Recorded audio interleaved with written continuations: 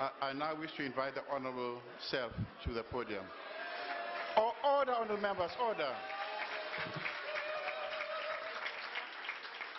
Thank you very much, Mr. Speaker, Mr. President.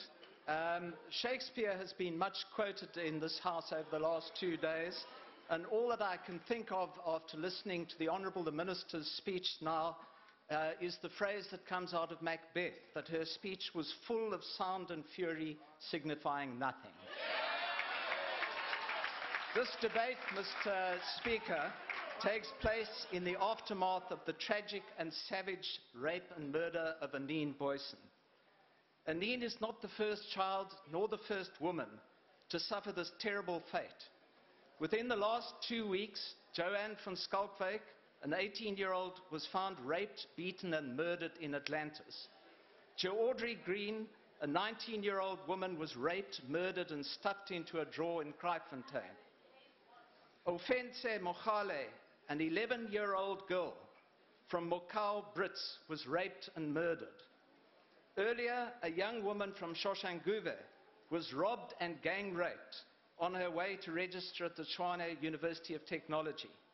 Only last week, a 14-year-old girl was raped and murdered in a forest near her home in Jozini in KwaZulu-Natal. South Africans are correctly and entirely understandably outraged. There are calls for the reintroduction of the death penalty and for the castration of sexual offenders, because society demands an equally savage retribution for the perpetrators of these ghastly crimes. If not in fact, then at least perceptually, South Africa has earned the reputation as the world leader in crimes against women and children. In 2009, Interpol was quoted as saying that South Africa had the highest rape rate amongst its member states. Now, the National Development Plan, Mr. Speaker, quite correctly recognizes the necessity of having an effective criminal justice system. It states, and I quote, "Inspiring public confidence in the criminal justice system is necessary to prevent crime and increase levels of safety. Public confidence is eroded by perceptions that criminals escape the law, that arrests do not lead to convictions, or that prisoners escape easily from courtrooms or correctional facilities. These are not perceptions, Mr. President. The reality is that far too few criminals are detected and apprehended, that too few of these are successfully prosecuted and convicted, and those that do land up in prison emerge more criminalized on their release than they were when they were admitted. Because of their lack of confidence in the criminal justice system, many women do not report rape and other sexual offences. A 2005 study by the Medical Research Council found that only 1 in 9 women reported that they had been raped. A more recent MRC study in Gauteng indicated that as few as 1 in 25 women reported these crimes. So only a fraction of rapes are reported at all. According to statistics released by the police, 64,514 sexual offences were reported in 2011-2012. But according to the annual report of the National Prosecuting Authority, only 6,193 sexual offences cases were finalised, of which only 65% resulted in successful convictions. What this actually means, honourable members, is that only 4,025 cases resulted in conviction, a rate of just 6.1% of cases initially reported to the police. The women against whom these crimes were committed were let down by the system. They were let down because the FCS units were abolished in 2006 and only re-established in 2011.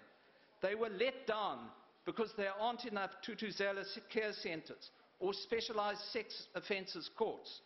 They were let down because there are not enough police officers trained or police stations equipped to implement the Sexual Offences Act. They were let down because the forensic laboratories were too slow to process evidence. Is it any wonder that so few women report rapes?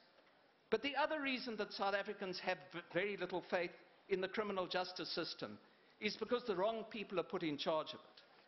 When a former National Police Commissioner was sentenced to 15 years for corruption and his successor was dismissed for his involvement in dodgy lease deals, people lose faith.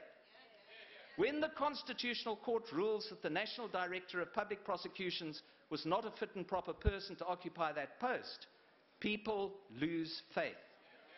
When the head of the SIU is vacant for 14 months, people start to doubt the seriousness of the government to tackle corruption.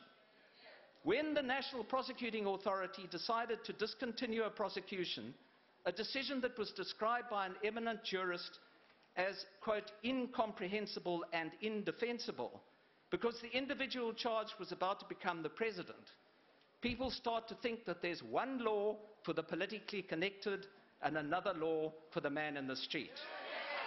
Mr. President, we need an honest conversation about crime against women and children, its causes and how to fix the criminal justice system. But more than this, South Africans demand action.